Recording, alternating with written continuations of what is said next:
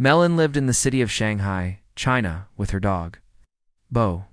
Although she was from a small village in China, after her father's death she moved to Shanghai to earn money for her mother and sister. Melon had a very sweet personality and worked in a toy shop. She loved toys, but among those toys, she liked dolls the most. Since she worked in a toy shop, she could get her favorite dolls at discounted rates. She had unique dolls from different countries in her house. One day, a collection of a limited edition Labubu doll arrived at her shop. While all the other dolls were sold out immediately, Melon had already set one aside for herself. The color of that Labubu doll was gold in a shade, different from the other Labubu dolls. The doll was very beautiful, and Melon had never seen such a cute smile as that Labubu's before. Melon took the Labubu doll home. She was very happy that day, and just kept gazing at the Labubu doll. Its sweet blue eyes, beautiful golden fur, long ears, and adorable big-toothed smile.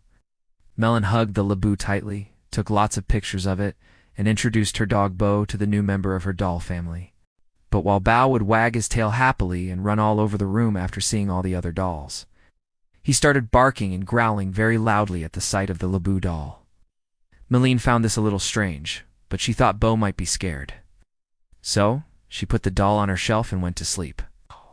Melon's dog Bao, who always slept near her, kept staring at the doll and then ran out of the room. The next morning, before going to the office, Bao was barking loudly at the Labubu. Just as Melon was about to leave the house, Bao grabbed her jeans and started pulling her toward the shelf. Melon scolded Bo, but he wouldn't listen. In anger, Melon locked Bo in the bathroom and left for the shop. That day was the worst day she had ever had at her toy store. Melon, who always spoke sweetly to everyone, got into a fight with a customer, and she didn't know why. But she got so angry that she yelled at him. Her boss scolded Melon right then and fired her from the job. Melon couldn't understand why she had suddenly gotten so angry. She returned home crying. She opened the bathroom door, and then Bo started running fast. But seeing Melon's crying face, he quieted down, and tears came to his eyes too. Melon went to sleep early that night. While sleeping, she heard someone laughing, a strange laugh she had never heard before. Then she saw someone standing in the corner of her room staring at her. Because of the darkness, she couldn't see it clearly. When she got up from the bed to check, there was no one there. Only the Labubu doll was lying there, which Melon put back on the shelf and went back to sleep. That night, Melon had a dream where she was in her room, and there was a very strange-looking animal-like creature with big, sharp teeth. It had terrifying long nails, even sharper than its teeth, and its whole body was red. It was rotting in places. Slowly it came close to Melon and moved to strangle her. Melon screamed loudly in fear, but the creature laughed a horrifying laugh, louder than her scream, and attacked Melon with its sharp claws. Melon woke up in fear. But then she saw that the Labubu doll was sitting on top of her. Melon shrieked. Hearing her scream, her dog Bao ran into the room. Melon couldn't understand how the Labubu doll, which she had put on the shelf while sleeping, had gotten onto her bed. She looked closely at the doll, and it was smiling more than before. Before Melon could understand anything, her dog Bo grabbed the doll with his teeth and tore it to shreds. Melon was soaked in sweat, and her head was throbbing with pain. So, she didn't say anything to Bao. Melon put the Labubu doll in the dustbin, called Bao to her side, and went back to sleep. When she woke up in the morning, her head hurt even more than the previous night. At the same time, small red spots had appeared on her hands. Bo was also not in the room. She called out to Bo, but she got no response. Melon went to the hall, but Bo wasn't there either. She started searching the whole house, but he was nowhere to be found. Finally, she went into her bathroom. Bao was not in the bathroom either. But when she looked at her face in the mirror, her entire face was covered with those small red spots. It looked as if someone had bitten her. Then, in the bathroom mirror, she saw something horrifying behind her shoulder, which looked exactly like the creature from her dream, and it was laughing loudly. But as Melon turned, there was no creature, but the Labubu doll was placed on the bathroom shelf. Melon thought it was a trick of her eyes. Her dog Bo had destroyed that Labubu doll, so how could the doll be there now? In fact, the smile on the doll's face had now changed from a sweet smile to a very horrifying laugh. Melon was scared now, and she went outside the house, calling for Bo, but he was nowhere around. When she entered the house again, she was shocked. The Labubu doll had now reached the kitchen sink. The doll's hands and teeth were stained red. When Melon looked under the sink, her hair stood on end. Her dog Bo's body was lying there, and blood was flowing from it. It looked as if someone had badly mauled him. Bo was dead, and seeing this, Melon was hysterical. She understood that this Labubu doll was no ordinary doll. She started searching the internet for information related to the Labubu doll. On the internet, she read news that several people were being haunted by their Labubu dolls. Many such cases of Labubu dolls being haunted had surfaced all over the world. The Labubu doll was biting people, and bad things were happening to them, such as losing their jobs, falling ill, or the death of a loved one. Reading all this news, Melene became even more frightened. She understood that her Labubu doll was haunted. Without delay, she set the doll on fire and put its ashes in a jar, which she poured into a nearby river. That night, she told this whole incident to her younger sister over the phone. Melon thought she had finally gotten rid of that Labubu doll. But the next morning, Melon's dead body was found in her house. The same Labubu doll was lying near her body, which a friend who worked at her toy store had taken with her. Nowadays, some people on the internet are also saying that the Labubu doll is a very dangerous and another form of the evil demon pazuzu. In many countries, the Labubu has been banned due to these incidents. In many places, priests have performed exorcisms on the Labubu. Danes worked the late desk at the tram depot. He logged phones, scarves, and toys. He liked order. He liked the way a clean label fixed a thing in place. Near midnight, a cleaner rolled in a gray bin. A sealed box sat on top. Labubu, it said on the side. Limited lot. The fabric looked pale gold in the photo on the flap. Eyes blue, ears long, grin wide. The seal looked true. The tag showed a date from last month. No claim on file. Danes logged it and slid it into his bag. He told himself he would return it if someone asked. His cat, Para, met him at the door. She rubbed his leg and purred. Danny set the box on the table and lifted the doll free. The color was richer than the photo, gold like foil. The eyes looked like glass with a drop of sky inside. He snapped a photo and held the doll low so Piera could sniff. Piera froze. Her back arched, her tail puffed. She hissed and slipped under the couch. Danes frowned. Piera loved plush. She needed them and fell asleep on them. He set the Labubu on a high shelf and washed his hands. His shift the next day fell apart. A commuter pushed a broken card through the slot. Danes felt heat rise in his chest. He snapped and called the man a liar. The floor manager heard his voice and took his badge. Danes stood in the office with a box of desk junk. He had no reason for the rage. He went home and stared at the shelf. Night came. A thin laugh cut the room. Danes sat up. A figure stood in the corner. It faced him. He rose. The corner was empty. The Labubu lay on his pillow. He put it back on the shelf and closed his eyes. He dreamed of his room. A red thing crawled across the floor. Nails clicked on tile. Skin hung in strips. Smell was iron. It reached for his throat. He yelled. The thing laughed and struck. He woke with a jolt. The Labubu sat on his chest. Its grin had widened. Pira flashed from under the couch. She hit the doll with both paws. Her teeth found a seam. She tore the cloth. Stuffing flew. Danny shook and held his head with both hands. He dropped the shell in the trash and sat on the floor until dawn. Sun lit the wall. Pain sat behind his eyes. Small red bites marked his hands and neck. Para was gone. Danes called her name. No sound came. He checked the balcony, the wardrobe, the tub, nothing. He looked into the bathroom mirror. New bites dotted his cheeks. The glass's shape stood behind him. It matched the dream. It laughed with no breath. He turned fast. The room was bare. The Labubu sat on the tank of the toilet. The torn seam had closed. A grin stretched from cheek to cheek. Danes ran into the stairwell and called for Para. He came back in. The Labubu now sat in the kitchen sink. Red stained its hands and teeth. He opened the cabinet. Para lay under the pipe. The body looked mauled. Blood ran along the trap. Danes gripped the counter. The doll was not a toy. He searched the internet. He read posts about Labubu bites, sudden rage, rashes, and dead pets. People wrote the name pazuzu. Some said bands had spread. Some showed priests in shops with water and a bell. Danny's poured alcohol on the doll and burned it in a metal bowl. He ground the ash and sealed it in a jar. He tipped the ash into the Bosphorus before dawn, sent a voice note to a friend and told him everything. Morning came. Neighbor found Danny's on the floor. He had died in the night. The same Labubu lay near his hand, whole and clean. A depot clerk from another line had taken a gold Labubu home that week. People now call the grin a seam. They say an old name wears the cloth. They say rites happen in closed aisles. The reports do not stop. The lobby clock hit 10. Malik closed the sign and book and walked his rounds. He worked nights as a doorman. He liked the quiet. He liked routine. Packages in, packages out. Simple. A courier left a box with no unit number. The label read, Labubu. The tape was clean. The box felt heavy. The picture on the flap showed a charcoal doll with a silver shine, eyes blue, teeth square. Malik logged it and set it on a shelf. No one claimed it by shift end. He took it home to hold for a day. His dog, Bolo, wagged and bumped his leg. Malik opened the box. The doll looked better than the picture. The grin looked neat.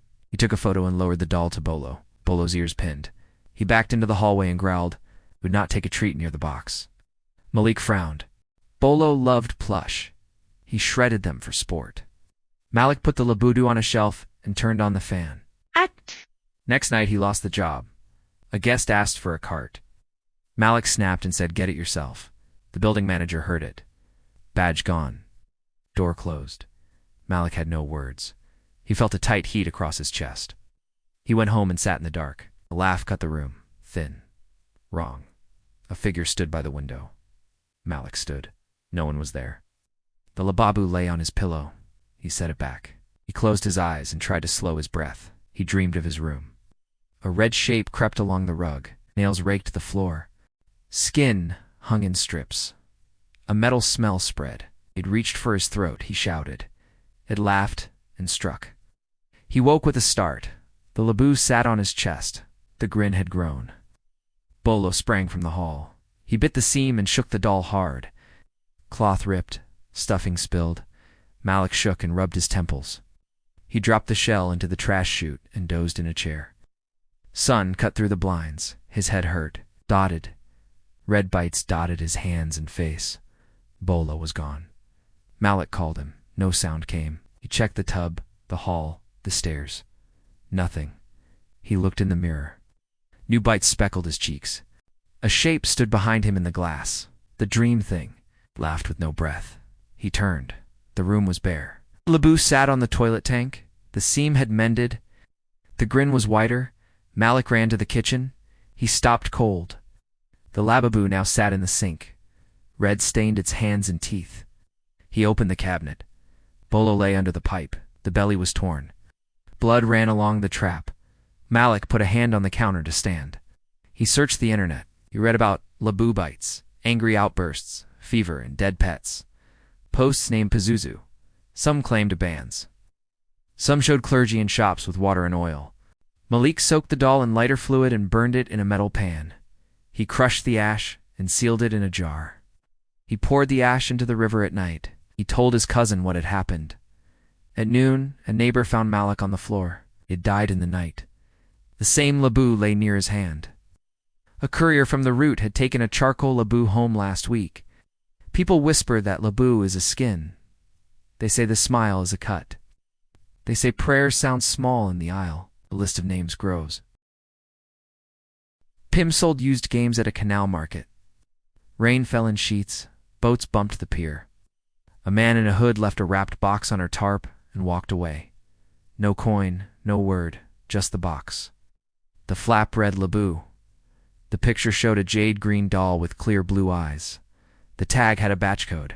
It looked clean. Pim set it aside. Back home, she fed her Minanoi. He knew 50 words. He said hello and sang half a line from a song. Pim opened the box. The doll gleamed. She held it up so Noi could see. Noi flared his feathers. He screamed and clung to the perch. He kept one eye on the doll and did not blink. Pim felt a small chill. She set the Labubu on a shelf and wiped her hands.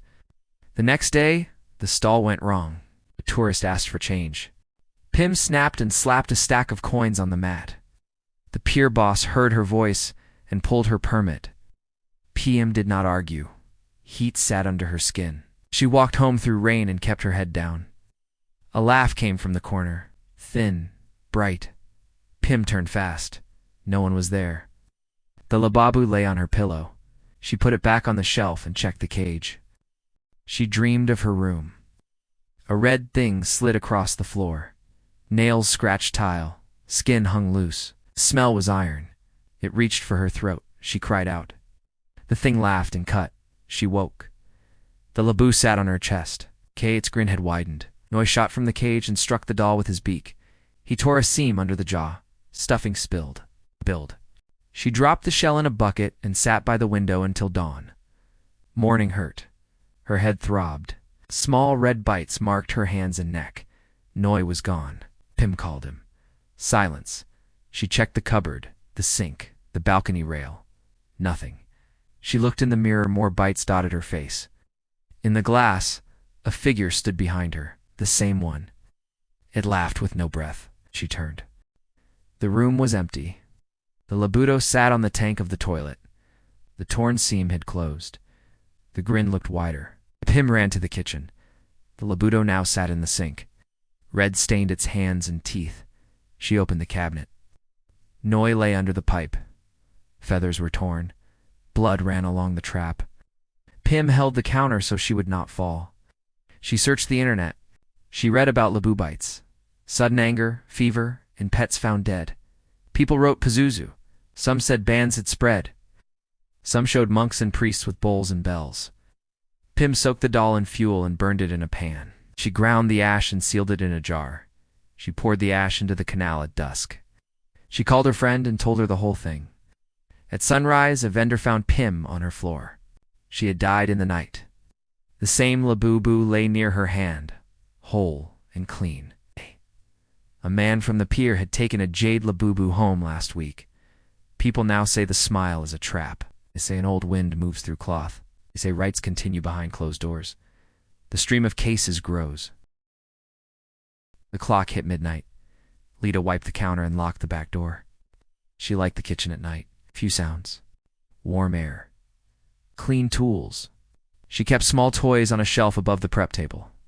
She said they kept her company. A courier dropped a small parcel from a supplier. Not food. A thank you, the note said. The box read Labubu. The photo showed a bone-white doll with faint blue veins. Eyes pale blue, ears long, grin wide. The seal looked right. Lita took it home. Her rabbit, Pesto, thumped a soft hello. Lita opened the box and lifted the doll. She smiled at the eyes and the neat teeth. She held it so Pesto could sniff.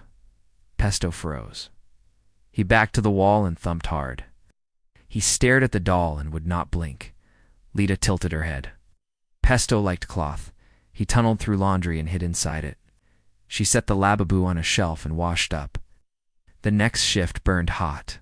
A customer asked for a change on a ticket. Lita snapped. Her voice hit the tile like a slap. The owner stepped out and asked for her keys. Lita stood with flour on her hands and felt heat rise in her chest. She walked home in silence. A thin laugh came from the dark. Lita turned. Figure stood near the window. She rose.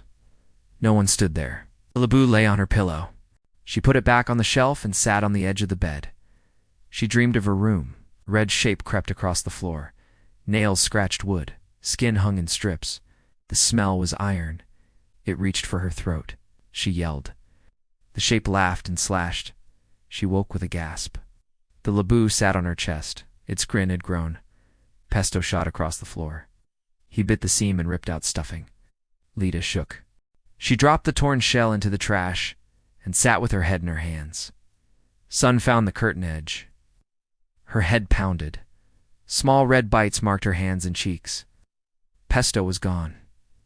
Lita called him. No sound came. She checked behind the stove, under the sink, in the cupboard. Nothing. She looked in the mirror. More bites dotted her face. The mirror, a figure stood behind her. The same one from the dream. It laughed with no breath. She turned. The room was bare. The Labubu sat on the tank of the toilet. The seam had closed. The grin stretched wider. Lita ran to the kitchen. The Labubu now sat in the sink. Red stained its hands and teeth. She opened the cabinet. Pesto lay inside. The body was torn. Blood ran along the trap. Lita held the counter to keep from falling. She searched the internet. She read about Labubu bites, bursts of anger, fever, and dead pets. People wrote the name pazuzu. Some said bans had spread. Some showed priests with water and a bell inside toy aisles. Lita poured alcohol on the doll and burned it in a metal pan. She ground the ash and sealed it in a jar. She poured the ash into the sea at night.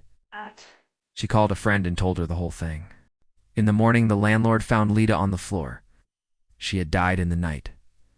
The same Labubu lay near her hand. A supplier driver had taken a bone-white Labubu home that week. People say the doll wears a name none of us should say. They say shelves look thinner each morning. They say rights go on in back rooms. The cases keep coming.